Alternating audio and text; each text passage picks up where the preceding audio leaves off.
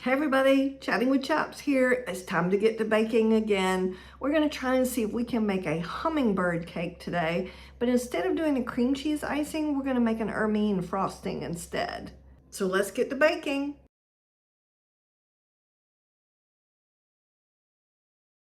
All right, so there's quite a few ingredients to a hummingbird cake, and I wanted to show you, the first thing you want to do is line your cake pans, and I've put parchment paper in the bottom, and as you can see, it's pretty heavily coated. I'm trying a new ingredient that I saw on one of the other videos I've watched that this lady used.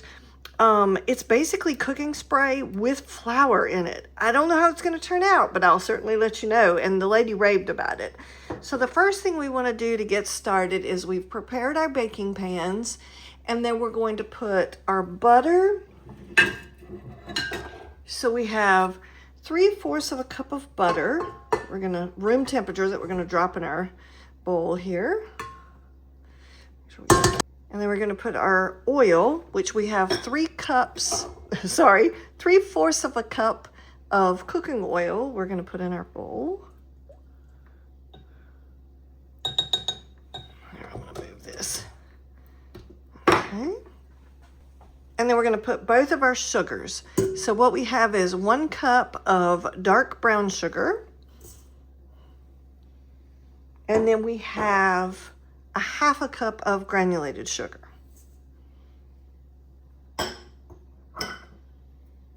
And then we're just going to mix this up until it's all nice and creamy and together. Watch out for my ingredients here. Okay.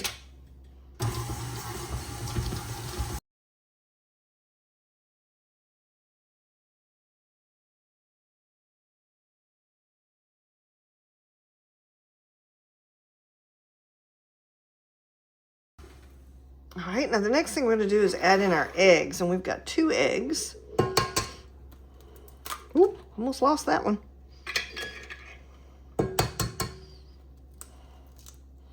And yes, they're room temperature as well. Okay, now we're going to stir those in.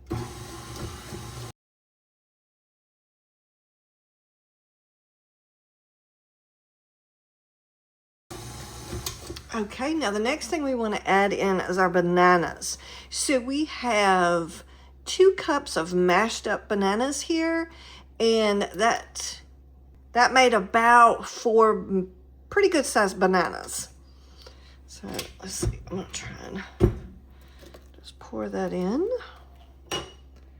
Make sure we don't miss anything. Okay.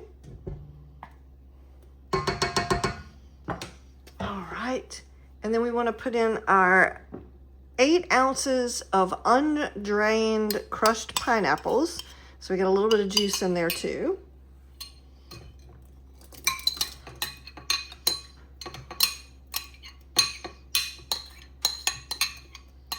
All of that. And then we're going to put in our vanilla extract. So we need 1 tablespoon of vanilla extract, and I'm using vanilla bean paste because that's what I enjoy. And there's about 1 tablespoon left in the bottle, so I'm just going to pour that in. Okay, now we're going to mix that in real well.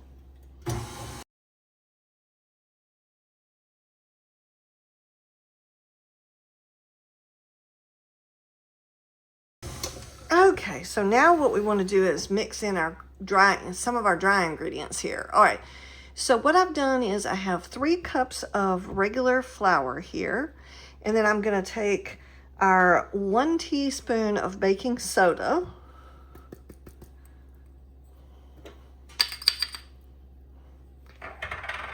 And I have 1 teaspoon of baking powder. I have 1 heaping teaspoon of cinnamon. And then I have 1 teaspoon of salt. And I'm just going to mix that in real well. Now, So the recipe recommends that we don't use the mixer to put in our dry ingredients, that we fold in our dry ingredients. So I always try and follow the recipe as best as I can in the beginning, the first time, exactly as it says to do it. I'll take my big, beautiful bowl of wet and bring it over here. And then we're just going to begin folding in. So I'm going to do about half of my flour mixture in.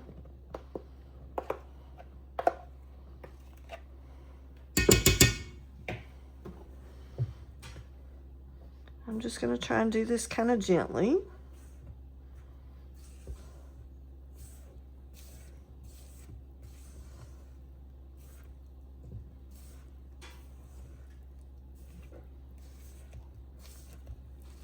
The recipe's saying to fold this in so that your cake won't be dry. Again, I'm just going by what the recipe is saying at the time, so we'll see how it turns out.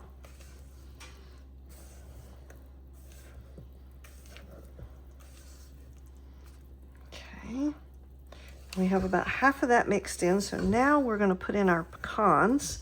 And so we have 1 cup of chopped pecans. Now what we've done with these is we've taken them and toasted them in the oven at 375 degrees for about 5 minutes, and then we let them completely cool, and then we chop them up. So a little bit of a process with that one. So we're going to put those in and just kind of fold those in gently.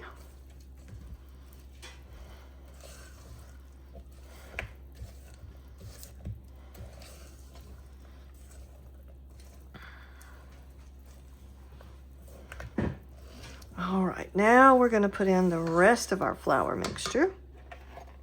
I'm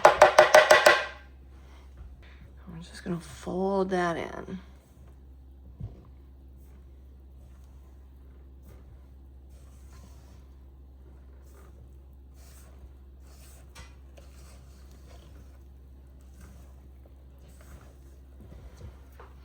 It smells beautiful. I wish you guys could smell how fabulous it smells. I smell the bananas and the pecans.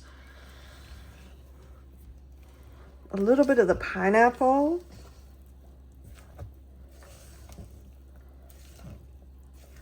Just trying to make sure everything's mixed in well. Trying to get to the bottom. Oh, there was a little clump of flour mixture. There we go. All right, so now what we want to do is pour them into our pan. Okay, so our pans are 9-inch pans. And so we're just going to try and pour this in as evenly as we can. I'm not weighing my pans. I weighed the ingredients, but I'm not weighing the pans.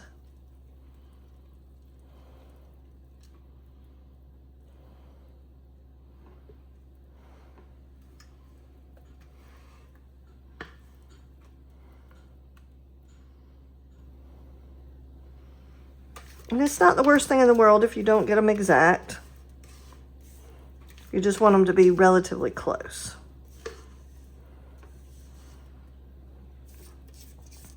I'll make sure I get all of that batter.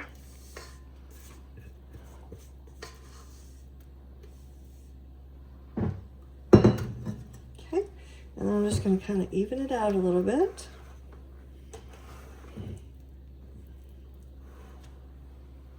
Just to make everything nice and smooth and even so that when it comes out, it'll be easier for them to stack. Okay, so now what we're going to do is we're going to take these and put them in a 350-degree oven, and we're going to put them in for about, it says about 34 minutes, but I'm probably going to start checking it at about 30 and just making sure. And of course, it's like the typical cakes. You're going to put a toothpick in and make sure they come out clean.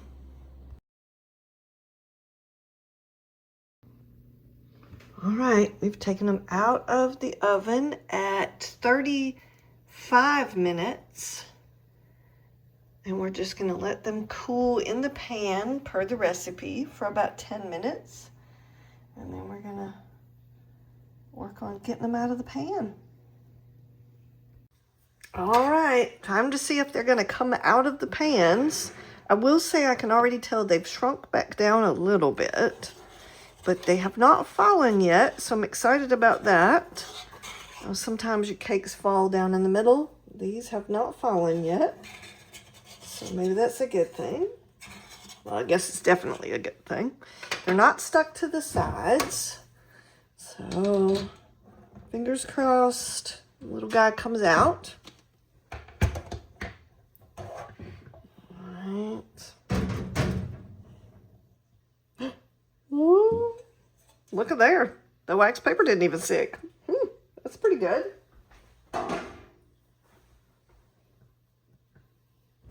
Right, and I'm going to turn him back over because sometimes if you leave them like that, they will get these grid marks from your cooling rack, and I do not want that. Okay, so we're going to do the same thing with this little guy.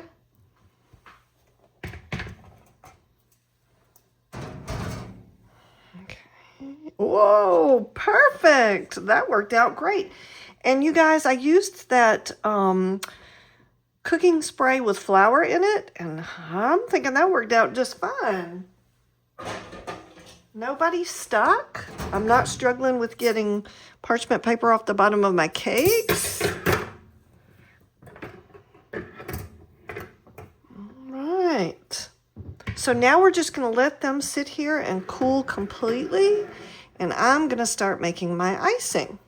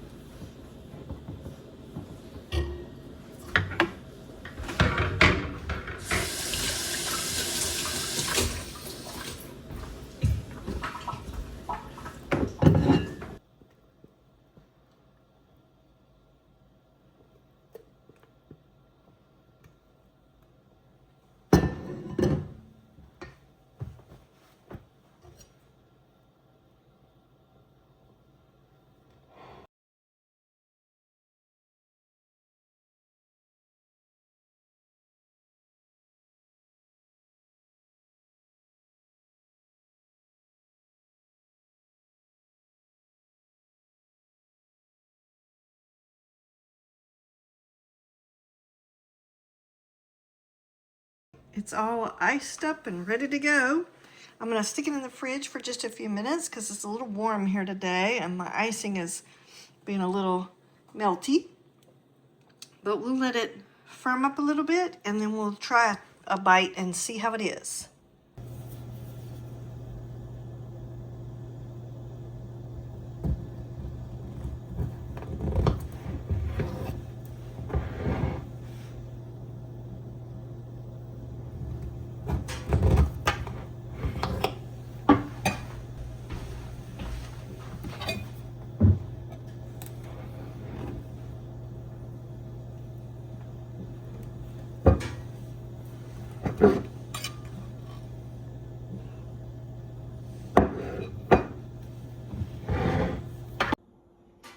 All right, so let's try the cake and see how it tastes.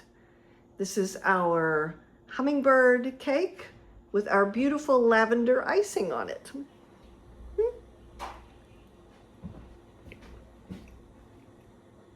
Mmm. That is so good. That is a beautiful light piece of cake. I know I've heard that hummingbird cake can be very heavy.